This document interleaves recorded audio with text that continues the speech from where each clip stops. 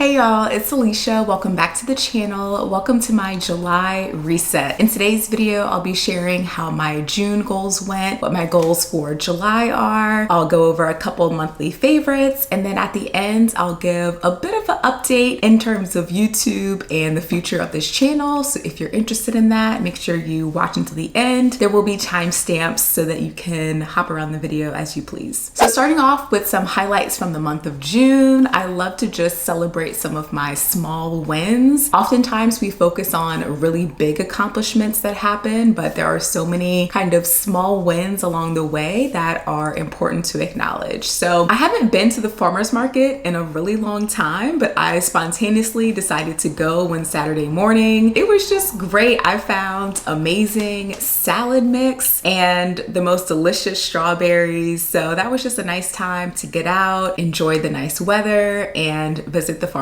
market. The next highlight was seeing The Little Mermaid. I went on a bit of a solo date and saw The Little Mermaid, and it was just so nostalgic, just hearing some of those familiar songs, and it was just really impressive. I would love to see some behind the scenes to understand how they filmed some of those underwater shots. So that was fun, seeing The Little Mermaid. As I mentioned in my June reset, I was preparing to lead a health coaching workshop on goal setting, and that went really well. It was for a healthy living group in DC, and I'm really pleased with how it turned out. And it was just fun getting to interact with a group of people, having that group dynamic and just engaging live and in person. So that was definitely a highlight for the month, and I'm glad that that really went well. When I'm filming this, there's close to a week left in the month of June, so there's still some time for things to happen. I'm gonna be having dinner with one of my line sisters, a sorority sister, next week, and I'm super excited about that. I heard from a couple friends that they're actually moving to the DC area, so it's just exciting to have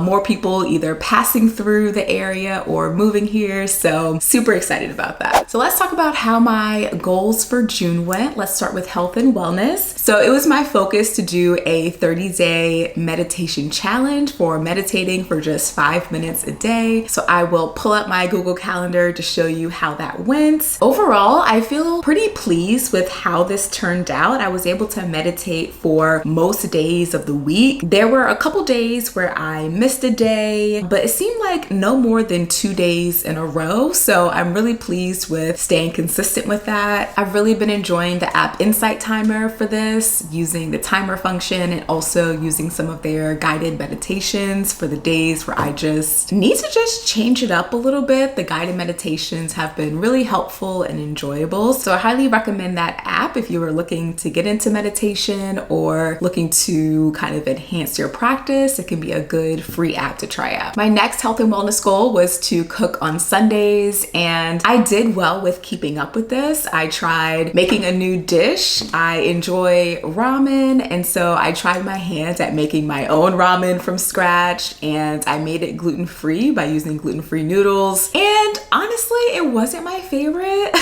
It didn't turn out all that great to me. The noodles were really mushy, so I think I would cut back on how long I cook them for the next time I try it. But I'm glad that I kind of got out of my normal routine and made something new. But I made a fail-safe, one of my favorite meals in life, shrimp creole with some roasted broccoli. So that definitely made up for the ramen that didn't turn out so well. All right, the next goal was to be active 3 days a week, doing anything that I like and tracking this in Google Calendar.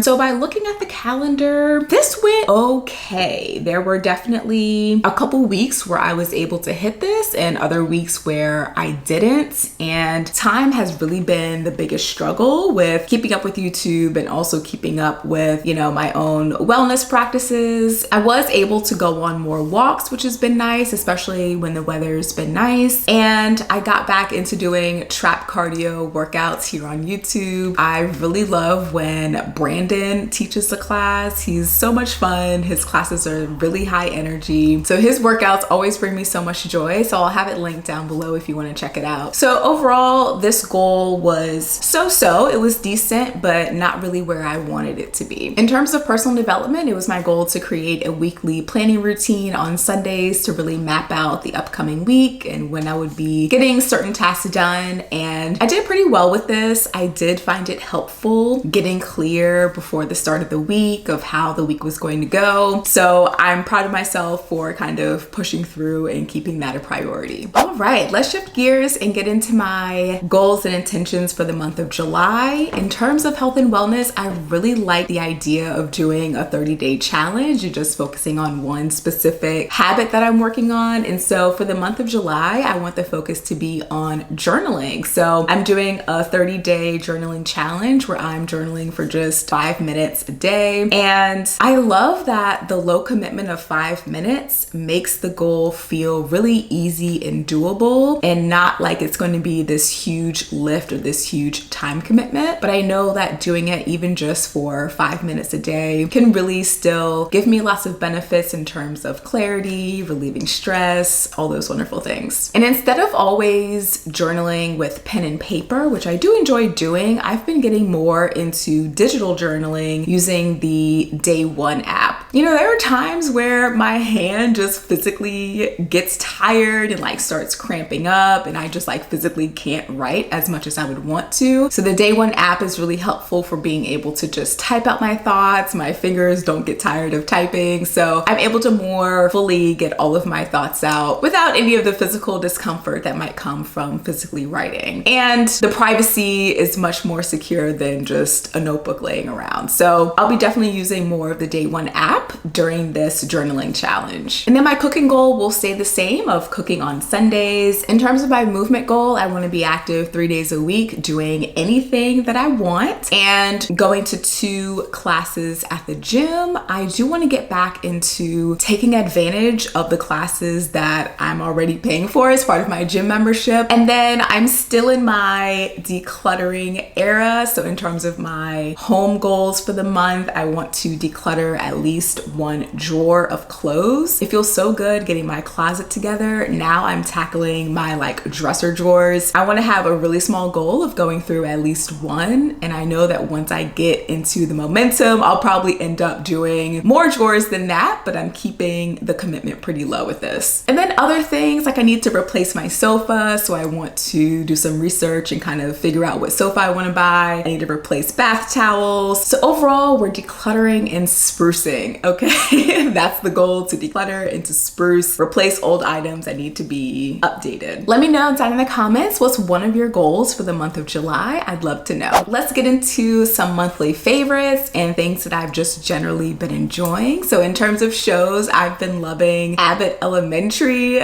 I'm not sure if you've watched it, but I'm almost through all of the episodes. I think there's maybe a handful that I haven't seen yet, but overall, the show is just so lighthearted. I'm a big fan of The Office, and so the similar kind of mockumentary filming style is just so up my alley. It's just a nice way to unwind and have something pretty light to watch, and it's hilarious to me. So I've definitely been enjoying that. And I'm almost through Queen Charlotte. I have 1 episode left. To me, it kind of had a slow start towards the beginning, but when it got good, it got good. So I'll be excited to finish that this month. In terms of books, this isn't a favorite, but this is what I plan to start reading in the month of July, and it's The 7 Husbands of Evelyn Hugo. I've heard such good things about this book. It's come recommended by so many people, so I'm excited to dive into this and hope that it will be a good read. So let me know if you've read this book or if you have other good book recommendations. Let me know down in the comments. I do have 2 skincare favorites. The first skincare item, I can't remember if I've already mentioned it before or not, but here we are. But it's this Beauty of Joseon Glow Serum with propolis and niacinamide. Y'all, this serum makes my skin just feel so moisturized and gives it a glow. I feel like it makes my skin look radiant without being greasy or super shiny, and it's a really affordable product, and I'm just about out. I've already placed my order for another one because I just love it so much. Would highly recommend. And then next are some sheet masks that I've really been enjoying. It's the Sweet Chef Ginger and Vitamin C Fresh Press Sheet Mask.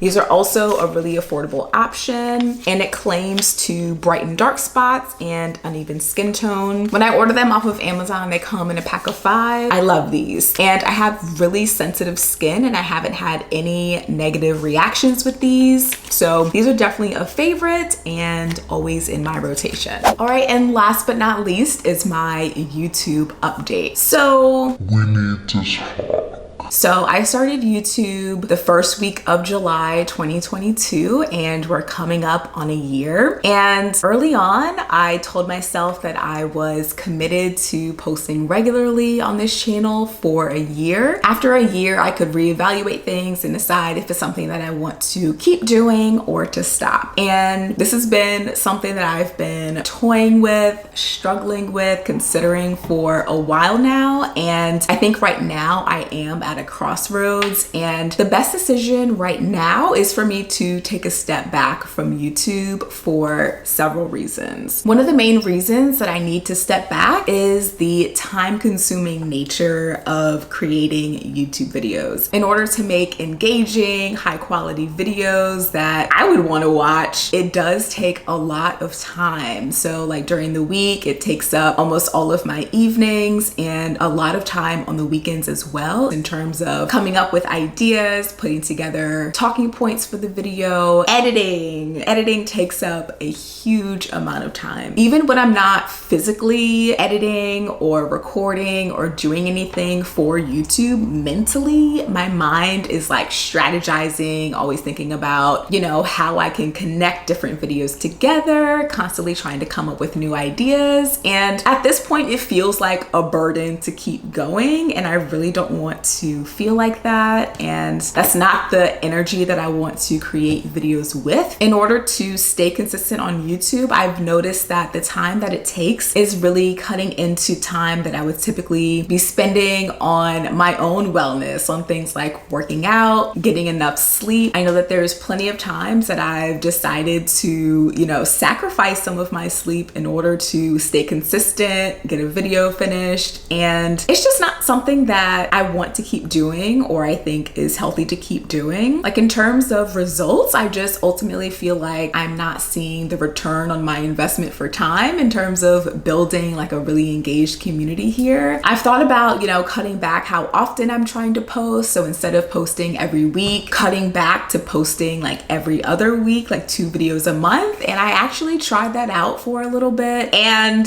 that nearly like killed my channel completely in terms of getting views. Like it was posting that infrequently nearly like killed my channel altogether. So I know that posting less often is not going to do me any favors in terms of building an engaged community. I don't think I'm completely over creating content in general. I just think that YouTube as a platform just requires too much of me as someone who works full time. Thank you to everyone who has supported and watched and left some comments. I really do appreciate it. I've learned so much in this past year, worked through fear, just ultimately got out of my comfort zone, which was a goal that I had. I'm grateful for everyone who has supported my journey. As always, thank you so much for watching. Stay true to you.